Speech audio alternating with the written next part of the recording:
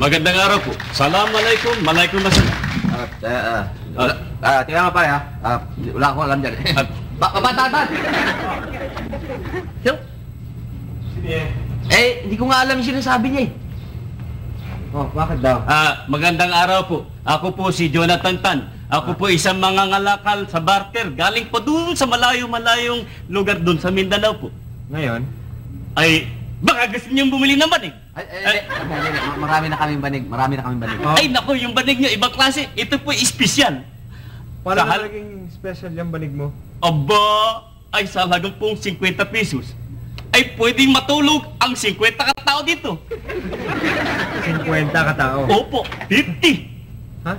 50. Bad? Oh. Ganyang kalaki yan. 50 katao makakatulog dyan. Mura yan. Bali, piso lang siyang tao. Mura yan. Mura nga Bili po kayo. Bili kayo po. Sige, patingin mo na. Ay, sige po. Kayo po, iladlad nyo.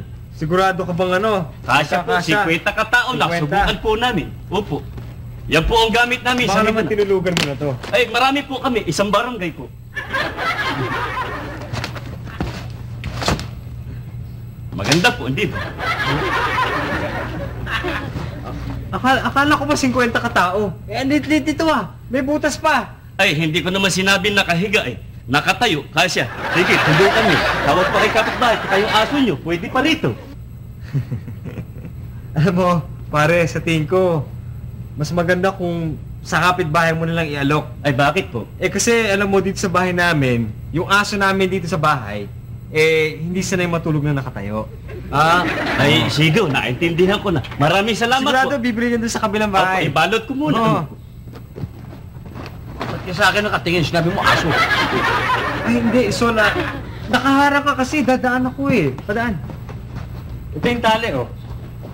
Ay, maraming salamat po. Doon mo i-alok yan sa mga gangsa. Ay, Oo, yung natutulog sa palang. Ay, salamat. Doon mo i-alok yan. Sige po, iba na lang ibibenta ko sa inyo sa susunod.